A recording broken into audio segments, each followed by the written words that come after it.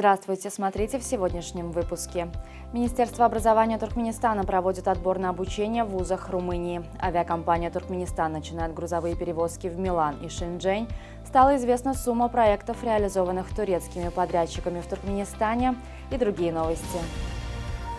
Министерство образования Туркменистана объявило об отборе на обучение в высших учебных заведениях Румынии по программе высшего профессионального образования на 2023-2024 учебный год.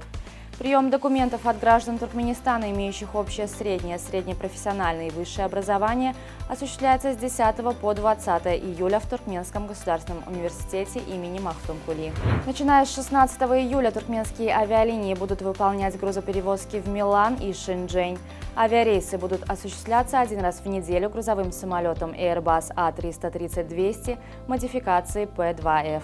Министерство торговли Турции обнародовало сумму реализованных турецкими подрядчиками в Туркменистане проектов.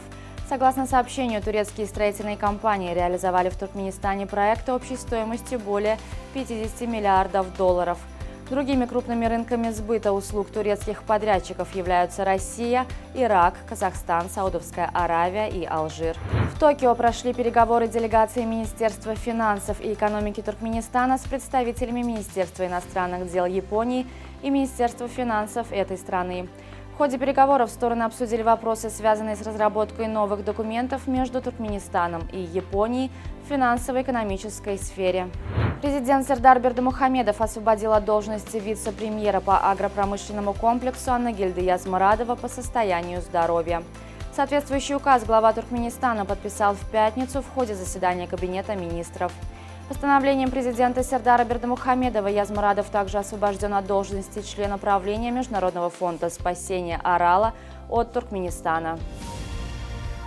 Затонувший финикийский корабль обнаружили испанские подводные археологи в юго-восточном регионе Мурсия. Возраст судна оценили в 2500 лет. По оценкам историков, корабль был построен около 580 года до нашей эры.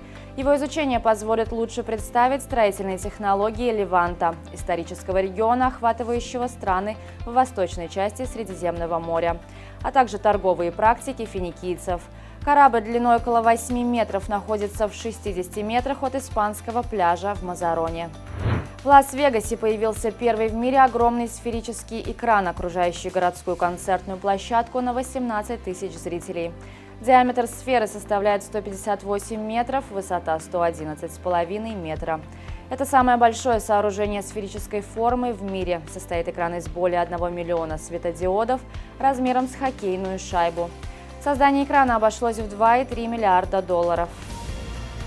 Туркменские гонщики принимают участие в 13-м издании международного ралли-рейда «Шелковый путь-2023», который в четверг стартовал в Казани.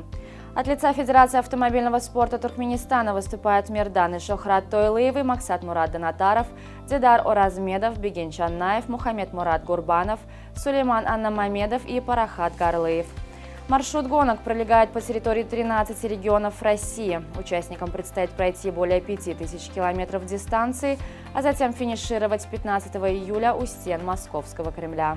Сборная Туркменистана по борьбе «Кураж» проводит учебно-тренировочный сбор в Иссык-Кульской области Киргизстана. Сборы стартовали в начале июля и продлятся до середины месяца. Во второй половине июля команда Туркменистана примет участие в международном турнире, который пройдет в Киргизстане. На сегодня это все. Со всеми новостями вы можете познакомиться на сайте turkmenportal.com и на наших официальных страницах в социальных сетях. Всего вам доброго и помните, что Туркменпортал – ваш самый надежный источник новостей.